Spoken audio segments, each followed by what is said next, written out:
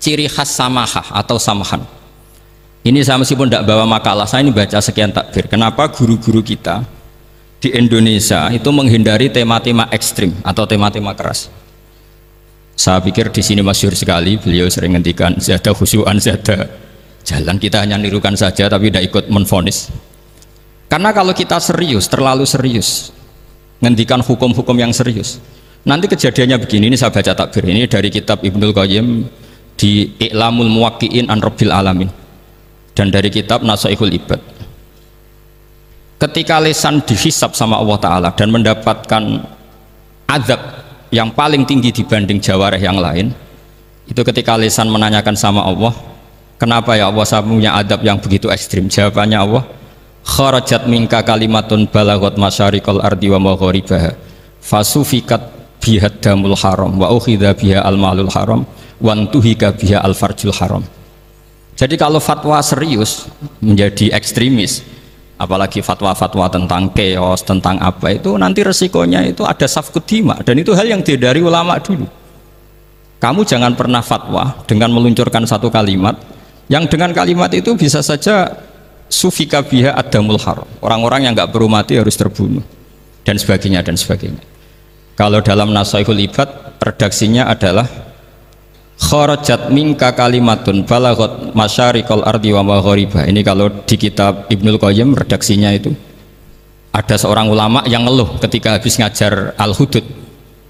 Ha anadza, kata beliau, yuta'allamu minni ma tudrabu bihir riqab wa tuta'u bihil furuj wa tu'khadhu bihil huquq. Jadi sehingga dengan tradisi ulama kabiron angkabirin, dulu-dulunya itu memang ulama menghindari tema-tema ekstrim, bukan karena tidak bisa, karena takut ini kalau salah fatwa nanti safkut dima. Dan itu yang dilakukan Said Hasan bin Ali ketika beliau konflik, ya dengan tanda kutip konflik dengan Muawiyah. Kata beliau, bisa saja ini hak rajulin, ya sudah tak kembalikan ke dia, bisa saja hak saya tak kasihkan ke dia, haknan li dima'il muslimin. Tapi karena hukum itu adalah hukum yang sifatnya ijtihadiyah, beliau tetap menutup dengan makalah wa in adri la'allahu fitnatul lakum wa mata'un ilahin. Saya tidak tahu ini kayak apa, jangan-jangan ini hanya fitnah. Kenapa beliau tetap menutup hukum wa in adri dan kemudian ditiru terus oleh Imam Malik? Setiap ditanya sering bilang la adri, sampai yang tanya pernah mangkel. Ini pernah dikutip Gus Najih dalam kitab At-Tajridul Mustafa, juga ada di Al-Manhalul Latif. Kenapa sa'alim engkau selalu jawab la adri? Kata Imam Malik, jawab, saya ini orang jauh, kalau sampean bilang la adri nanti gimana saya laporannya yang disuruh tanya. Kata Imam Malik, happy saja, fa'abligh man wara'aka anni la adri, enggak kamu tok yang harus tahu kamu saya la adri, itu kan dari pisan umat temen aku ya la adri.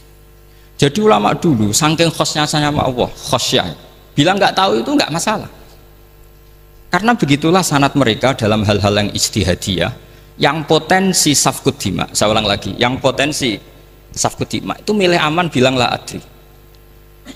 Sampean kalau nggak percaya dicek di Sahih Muslim atau di kitab-kitab hadis sahih yang lainnya.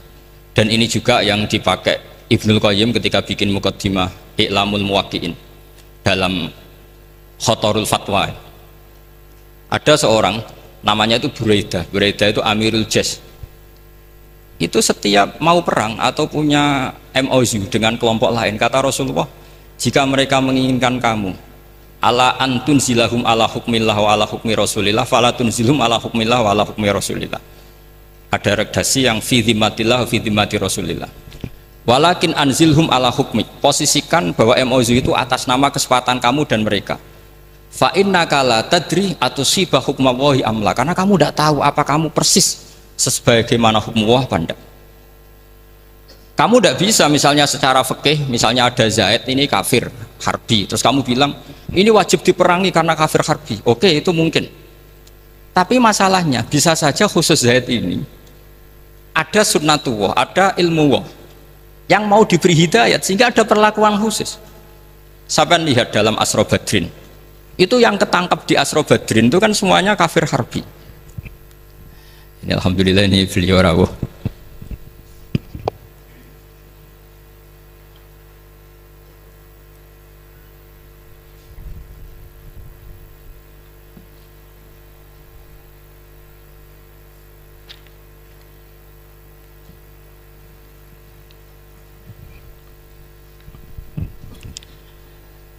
Kalau terusakan. Itu di Asra Badrin itu kan semuanya yang ketangkep itu adalah orang-orang yang dulu kafir harbi. Termasuk mimpinihim ada Said Abbas. Tapi ketika itu jelas-jelas pernah kafir harbi ikut perang Badar. Ini pentingnya muqabalah. Apa Abu Bakar usul dimaafkan, Umar usul darbur riqab. Apa tanggapan Rasulullah SAW ketika masalu kaya Abu Bakrin masalu Ibrahim? Qala faman tabi'ani fa innahu minni wa man asani fa innaka ghafurur rahim. Wa masalu kaya Umar masalu Nuh. Qala rabbil tadzar alal ardi minal kafirina napa? Dayar. Dan apa yang dilakukan Rasulullah? Beliau memilih pendapatnya Abu Bakar. Dan apa yang terjadi? Said Abbas dan beberapa sahabat menjadi Islam. Wa hasuna islamuhu. Artinya gini, jadi betapa dalam menganalisis satu hukum sosial, karena ini manusia, saya ulang lagi, karena ini manusia itu susah sekali. Makanya dalam banyak hal sikap-sikap Rasulullah itu dipandu oleh Allah. Tentu ada ayat laisa laka minal amri syai'un aw yatuba alaihim aw yu'adzibahum. Makanya saya mohon sekali ini para santri, khususnya santri alumni Almar, mohon belajar itu tafsir Munir itu detail. Karena di tafsir Munir itu misalnya ada ayat tertentu yang mengkritik orang kafir tertentu, fitil kalwaqiah gitu. Di situ ada kejelasan fa aslamu wa hasuna islamuhum. Misalnya wasfir nafsaka ma'al ladzina tuna rabbahum bil ghadat, seterusnya terus wala ta'du'anaka anhum turidu zinatal hayatid dunya. Terus beliau menerangkan orang-orang ini yang dulu angkuh nggak mau ta'alum sama Nabi karena nggak mau jejer sama du'afaul muhajirin dan du'afaul ansor, itu akhirnya Islam dan wahasuna Islam. Saya kira demikian. Nanti monggo bareng-bareng istifadah dari Syekhina Najih. Dan saya syukur sekali karena mendapatkan naskah At-Tajridul Mushaffa. Saya sinau buhot itu banyak di kitab-kitab fikih, tapi saya mengenang dari yang dikutip beliau tentang Imam Malik, tentang buhot in kharaju ala misli Umar bin Abdul Aziz. Terus ketika siapa itu Ibnu Qasim tanya fa illam yakun mislah, kata Imam Malik ya dakhum gitu. Dakhum yantaqimu wa min dzalimin bi dzalimin, summa yantaqimu min kilaihima. Jadi sikap-sikap dari Syekhina, dari para ulama-ulama kita yang sabar ngadepi umarok yang macam-macam, itu adalah sikap dari guru-guru kita musalsal ila Rasulillah sallallahu alaihi wasallam.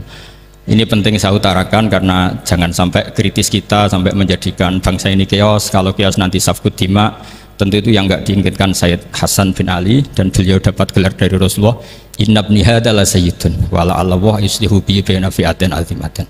Saya kira demikian, dan bareng-bareng monggo istifadah dari Syekhina Najih.